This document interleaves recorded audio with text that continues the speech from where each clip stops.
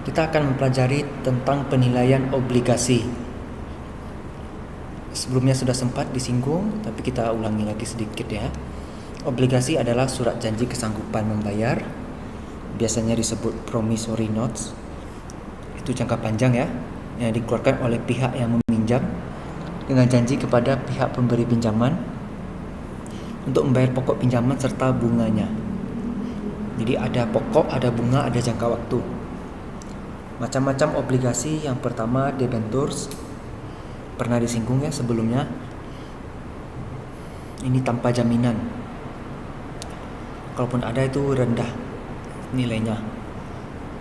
Tidak ada aset khusus yang digunakan sebagai jaminan penjamin.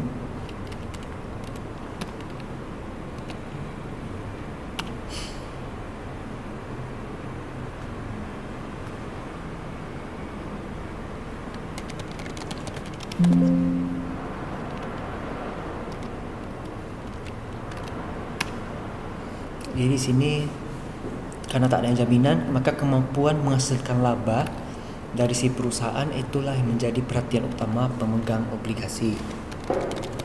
Jadi kalau kita membeli obligasi yang perusahaannya itu banyak rugi, apakah itu harus dipakai juga atau gak usah dibeli? Itu kan tergantung dari kita maunya seperti apa. Nah, kalau perusahaannya labanya tinggi, apakah obligasinya layak dibeli? Kemungkinan besar iya, karena dia punya laba untuk bayar bunganya nanti kan. Yang kedua, surat utang subordinasi. Biasanya dibayar setelah surat utang lainnya terpenuhi. Ini ada jaminan dan sebelumnya tidak memiliki utang yang sama. Yang ketiga, obligasi gadai atau mortgage bonds. Ini ada jaminan berupa tanah atau bangunan. Biasanya nilai tanah yang dijamin lebih besar dari nilai obligasi gadai itu. Kalau nggak salah maksimal 70%. Misalnya nilai tanahnya 1 miliar, maka obligasi yang bisa diterbitkan adalah 70%-nya, yakni 700 juta rupiah. Obligasi tanpa bunga. Ini tanpa bunga atau bunganya kecil. Kelemahannya yang pertama, perusahaan akan menghadapi dana keluar yang sangat besar ketika obligasi jatuh tempo. Kalau ini jelas ya. Yang kedua, obligasi diskon tidak dapat ditarik dan hanya dapat diberhentikan pada saat jatuh tempo. Keuntungannya tidak ada dana keluar tahunan untuk bayar bunga atau pembayaran bunganya sangat kecil. Ini dari sisi perusahaan ya. Kalau dari sisi investor ya berarti terbalik. Tapi ini nggak mungkin lagi bisa ada di zaman yang sekarang ini, karena investor pasti butuh pengembalian kan, butuh return. Kalau tidak ada return, untuk apa dia investasi di obligasi ini? Berikutnya obligasi murahan atau junk bonds. Obligasi ini berperingkat rendah atau BB ke bawah. Biasanya perusahaan yang catatan kinerjanya belum mapan atau masih ada rugi, tapi dia berani kasih bunga yang tinggi. Ingat, high risk high return ya. Biasanya dimiliki perusahaan yang memiliki masalah keuangan. Kemudian yang keenam, obligasi euro.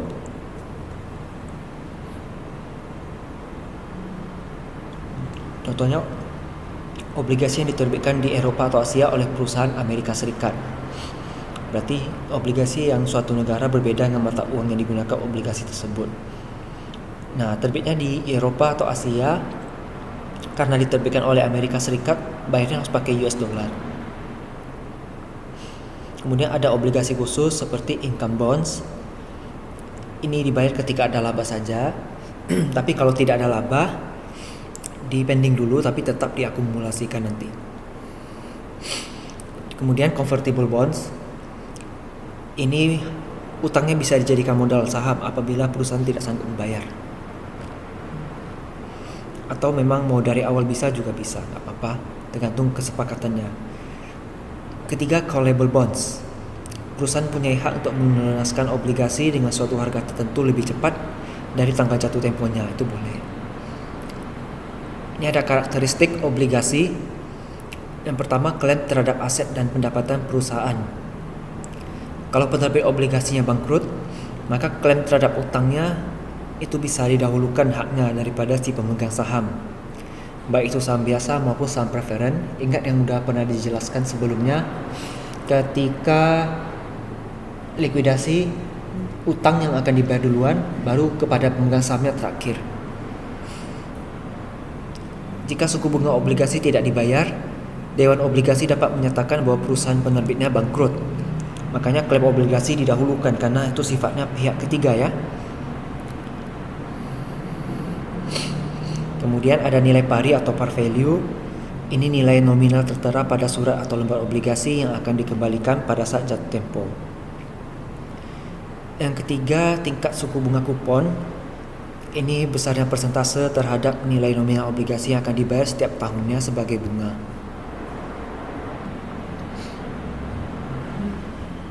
Kemudian periode jatuh tempo atau time maturity. Lamanya waktu hingga penerbit obligasi membayar kembali nilai pari obligasi yang akan sekaligus mengakhiri masa berlakunya. Misalnya obligasi 10 juta rupiah selama 10 tahun. Ya, tiap tahun akan dapat bunga misalnya 100.000 rupiah.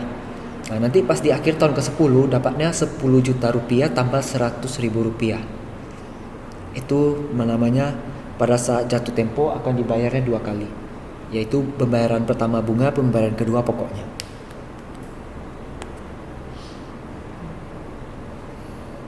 Kemudian indentur, perjanjian legal atau kontrak antara perusahaan penerbit obligasi dengan dewan atau wali obligasi yang mewakili para pemilik atau pembeli obligasi tersebut. Kemudian ada tingkat penghasilan sekarang, rasio bunga tahunan terhadap harga obligasi yang sekarang berlaku di pasaran. Ini adalah contoh hitungan sederhana. Nilai parinya $1.000, kupon 8%, harga jual pasaran $7.000. Tingkat pengembaliannya 11,4%. Dapatnya dari 8% kali $1.000, itu dapat bunganya ya, atau kupon. Kemudian dibandingkan dengan harga pasar 7.000, dapatnya 11,4% adalah tingkat pengembalian sekarang. Kalau kita bisa menjualnya di saat itu juga yang harga $7.000 itu. Karena harga itu kan berfluktuatif ya, bisa berubah. Kemudian ada peringkat obligasi. Biasanya Moody's, Standard & Poor's, kemudian Fitch Investment Service, ini dari Amerika yang menetapkan ya. Peringkat obligasi dipengaruhi oleh pertama proporsi modal terhadap utang, ya berarti struktur modal ya. Yang kedua tingkat profitabilitas, ya kalau labanya bagus sangguplah untuk bayar obligasi. Tapi umumnya kalau perusahaan yang labanya bagus berarti kan dananya banyak. Kalau dana banyak cenderung kurang mau menerbitkan obligasi dengan jumlah yang besar ya. Kalau proporsi modal terhadap utang, kalau modal kita banyak, kenapa harus menerbitkan surat utang kan? Yang ketiga, tingkat kepastian dalam menghasilkan pendapatan. Kalau memang pendapatan kita sudah pasti dapat, ya kita tidak perlu menerbitkan obligasi. Ataupun kalau mau, gak apa-apa juga. Tapi yang jelas pasti kita bisa bayar bunganya, asalkan itu bisa meningkatkan nilai perusahaan. Yang keempat, besar kecilnya perusahaan. Biasanya perusahaan besar menerbitkan obligasi yang nilainya lebih besar juga, sebanding ya. Yang kelima, jumlah pinjaman subordinasi yang dikeluarkan perusahaan. Informasi peringkat ini sangat penting bagi manajer keuangan karena merupakan indikator atas risiko sebuah obligasi yang akhirnya mempengaruhi tingkat pengembalian yang harus dibayar atas dana pinjaman. Kalau ini jelas ya. Penilaian suatu aset obligasi. Pertama ada nilai buku. Nilai yang diperlihatkan pada laporan neraca, biaya historikal daripada nilai sekarang. Dulu beli obligasinya 10 miliar, kita catatlah 10 miliar keluar uangnya.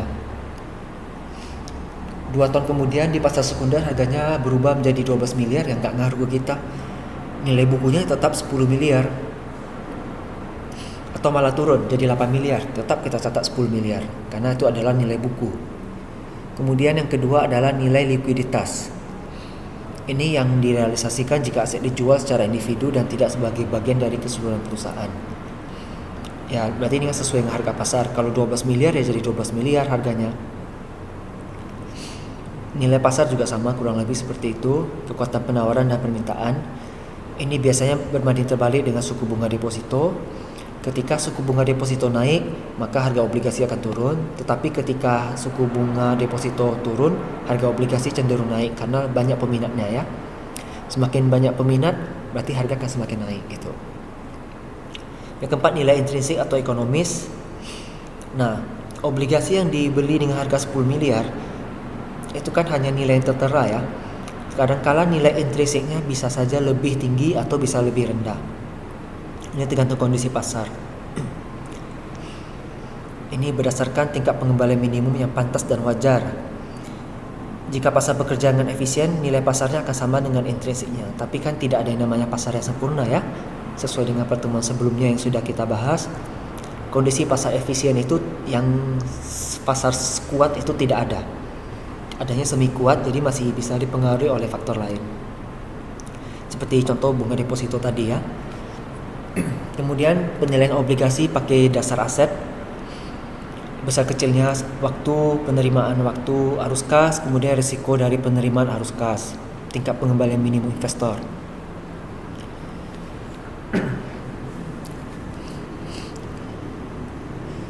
Ini proses penilaian harus bisa memberikan nilai kepada suatu aset dengan menghitung nilai sekarang dari arus kas yang ditetapkan di masa depan dengan menggunakan tingkat pengembalian yang diinginkan sebagai tingkat diskontonya. Tingkat pengembalian yang diinginkan investor ditentukan oleh besar kecilnya tingkat suku bunga bebas risiko atau premium risiko. Tingkat suku bunga bebas risiko ini kalau di Indonesia kita ambilnya suku bunga Bank Indonesia reverse 7 days repo rate ya. Ini untuk dirasa perlu untuk mengkompensasi risiko dalam kepemilikan aset.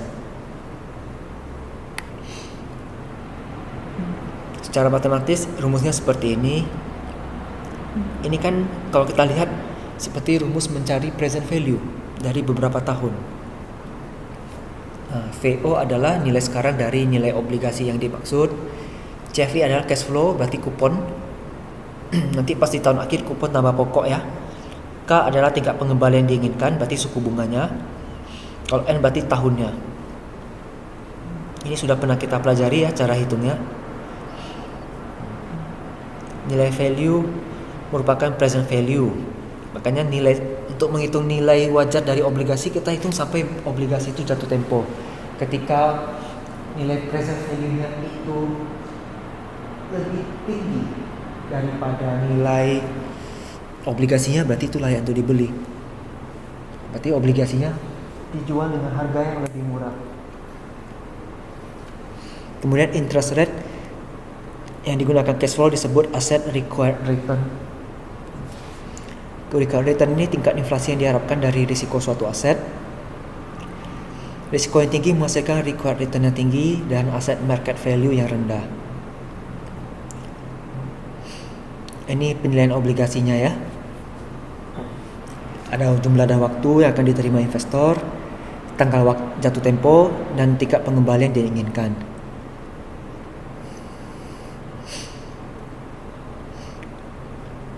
Ya konsepnya sama.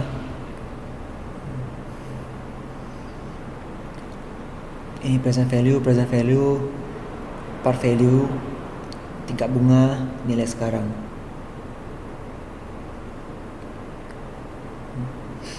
Ini 5 hubungan penilaian obligasi. Hubungan pertama, berbanding terbalik dengan tingkat pengembalian diinginkan investor.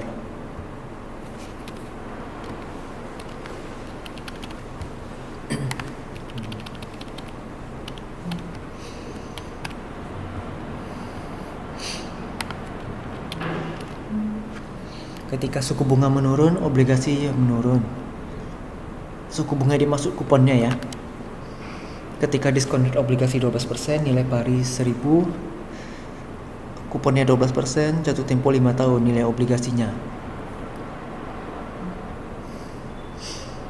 Ini dia cara hitungnya. Yang ini 1000, ketika menjadi 15%, harganya menjadi turun. Ketika dia diskon rate turun, harganya menjadi naik. Hubungan kedua, nilai pasar obligasi akan lebih kecil dari nilai parinya jika tingkat pengembalian yang diinginkan lebih besar dari suku bunga. Kita ke sini dulu. Ini kan menghitung present value untuk suku bunga masing-masing ya. Ini kita pakai materi yang saat kita membahas tentang pendanaan jangka pendek, jangka panjang dan jangka menengah. Ada cara hitungnya seperti ini ya. 120 ada kuponnya. Ini adalah present value yang diakumulasikan untuk 5 tahun. Ini adalah nilai parinya. Ini adalah present value untuk tahun kelima saja. Berarti yang ini sudah ditandai ya, yang kuning ini. Nah, kita balik ke sini. Nah, kita lihat kan ketika suku bunga tinggi nilai obligasi lebih rendah. Ketika suku bunga rendah obligasinya akan jadi lebih tinggi. Semakin dekat tanggal jatuh tempo, nilai pasar obligasi akan semakin mendekati nilai parinya.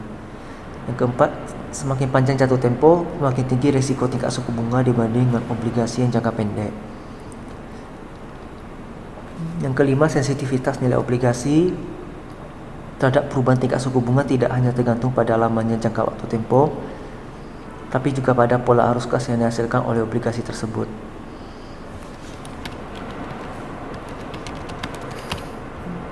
Adapun untuk mengukur tingkat sensitivitas obligasi dapat dilakukan dengan cara mengukur durasi. Inilah durasi rumusnya. T kali CT kali PV bagi P0. Tahun arus kas akan diterima, CT arus kas diterima, PV present value, PO nilai sekarang. Nah, ini ada contoh perhitungan. Ada jatuh tempo, coupon rate dan nilai pari. Untuk yang pertama dulu.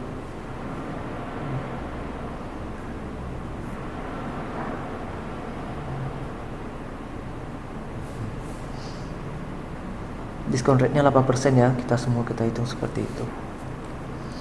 Hitunglah dulu nilai present value-nya. Ini yang 8% untuk 10 tahun, ya ini 8% untuk 15 tahun. Itu pakai rumus. Berarti yang nilai obligasi A itu kurang lebih 1000. Obligasi B itu nilainya 865. Nanti semakin lama nilai semakin turun ya. Coba kita cek teori di sini tadi. Semakin dekat jatuh tempo, obligasi akan mendekati nilai parinya. Oke, selanjutnya obligasi C dan obligasi D.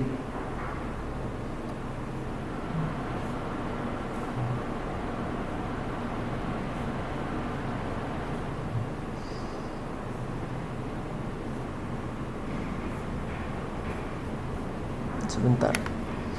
Obligasi C dan D ada di sini.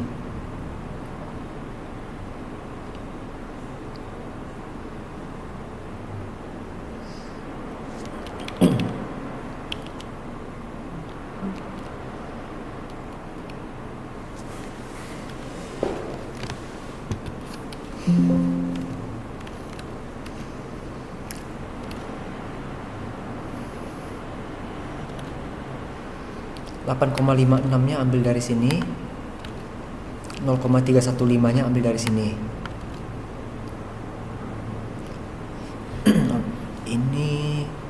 Ini sama juga.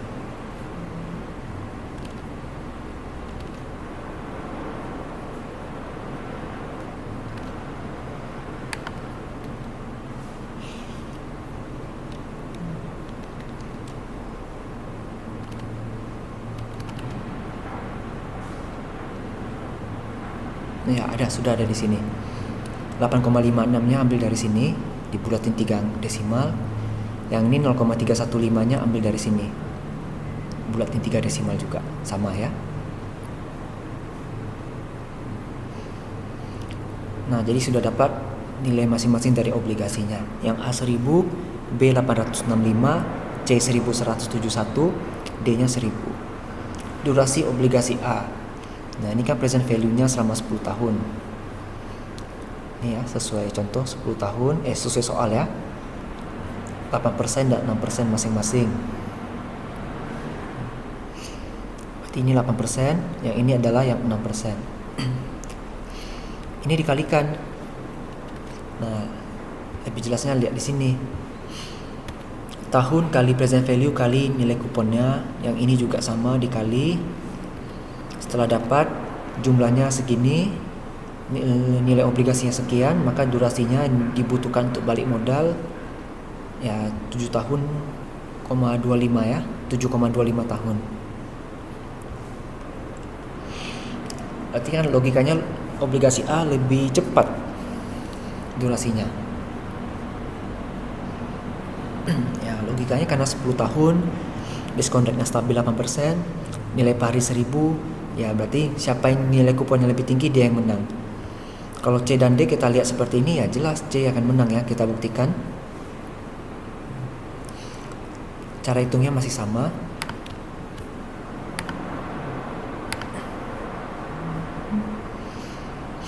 Terbukti ya, durasinya 8,86 tahun, lebih cepat daripada obligasi D yang 9,24 tahun. Obligasi D sensitivitasnya terhadap suku bunga dia dibuktikan durasinya lama. Ini ada beberapa ringkasan obligasi, ada beberapa jenis, kemudian ada karakteristik penting obligasi, penilaian aset obligasi, terus hubungan obligasi. Ya, kurang lebih seperti itu materi tentang penilaian obligasi. Semoga dapat dipahami dengan baik.